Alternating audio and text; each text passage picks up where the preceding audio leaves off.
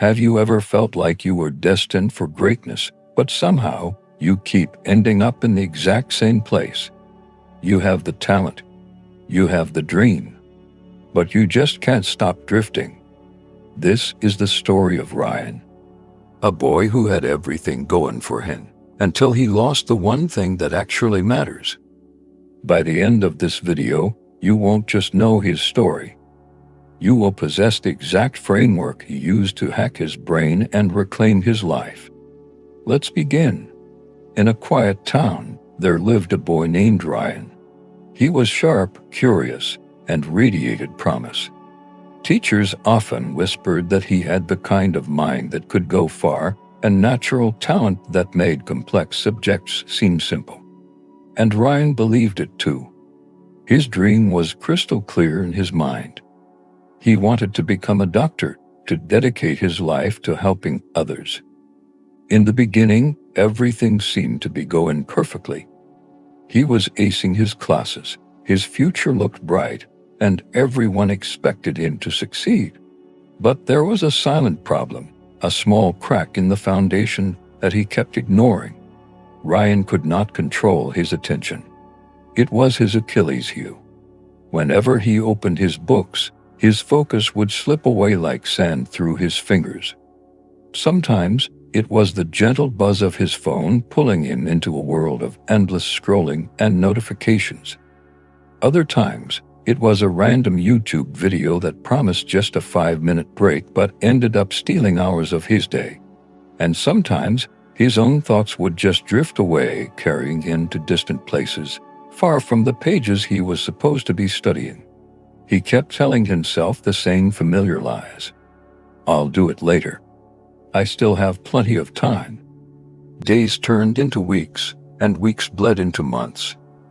That magical day called later never came. The people around him, those who cared, tried to warn him. His parents would gently remind him about the importance of routine. His teachers spoke about the power of discipline and consistency, explaining that talent was only the starting point. But Ryan didn't take any of it seriously.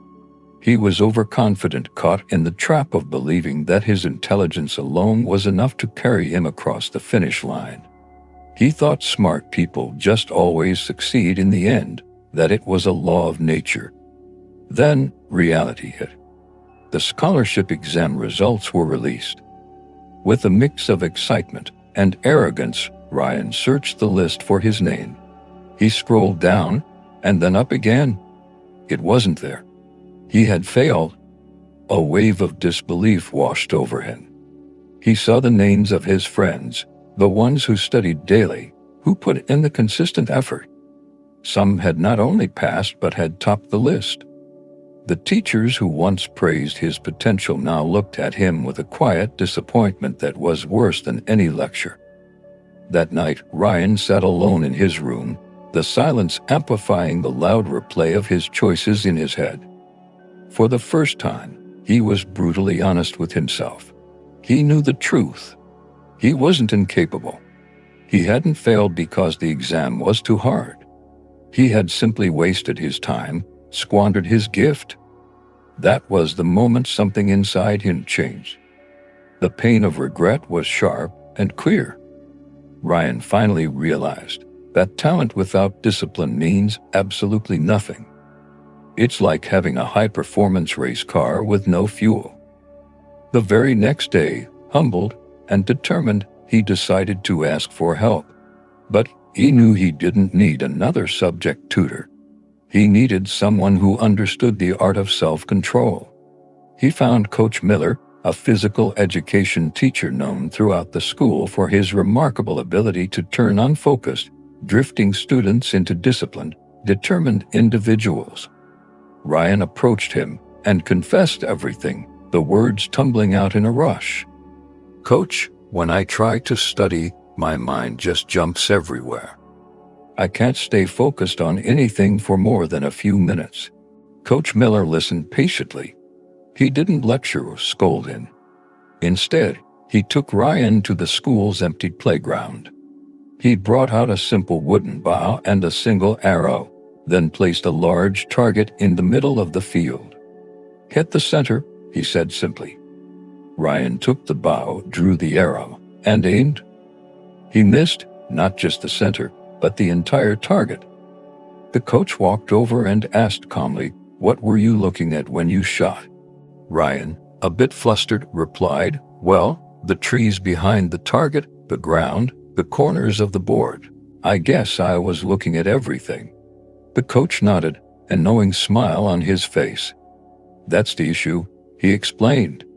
"You're aiming at everything, so you hit nothing." A focused person, a true archer, sees only one thing: the target.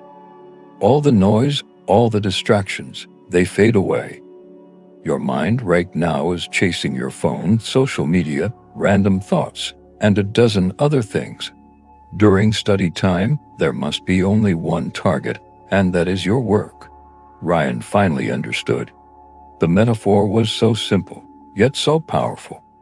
It was a light bulb moment. "But how do I change?" he asked, his voice filled with a desperate hope. "How do I learn to see only the target?" Coach Miller gave in for simple but transformative rules. First, he said, you have to catch your thoughts. The very moment you feel your mind starting to wander, you must consciously bring it back. Remind yourself what time it is, what you're supposed to be doing, and why it matters to you. It's like gently pulling on the reins of a horse. Second, build a routine. Your brain loves patterns. Study at the same time and in the same place every single day. Rest at the same time. Eat at the same time. This structure creates a powerful trigger for your mind.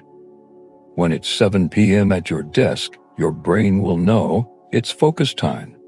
Third, remove all distractions. This was a non-negotiable rule. A phone sitting on the desk, even if it's turned over, is a problem waiting to happen. The mere sight of it can trigger the impulse to check it. Keep it in another room when you work. Create an environment that is optimized for deep focus. And fourth, practice daily. Discipline is not a switch you can flip. It's a muscle. It needs to be trained. Small, consistent effort every single day is what will ultimately change you. It's not about one heroic 10-hour study session. It's about the daily 1 or 2 hours of pure, uninterrupted focus. Ryan took those 4 rules and treated them like a prescription for his future. He followed them seriously. He shut off his phone and left it in the kitchen while he studied in his room. He stuck to his schedule, no matter how he felt. And whenever his focus began to slip, he would close his eyes for a second, picture that target, and remind himself of his goal. It was incredibly hard at first. His mind fought back, craving the familiar comfort of distraction. But slowly, day by day, his concentration grew stronger. His focus sessions became longer and deeper. He was building the muscle. Months later, Ryan took another major exam. This time, as he walked into the hall, he wasn't the same arrogant kid. He was calm, prepared, and confident in his process. When the results came out, he didn't just pass.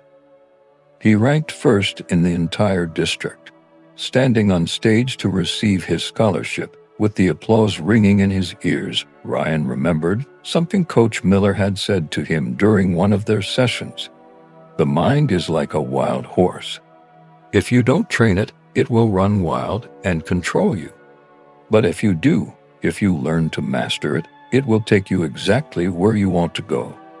From that day forward, Ryan lived by one simple, unbreakable rule: discipline first, success will follow.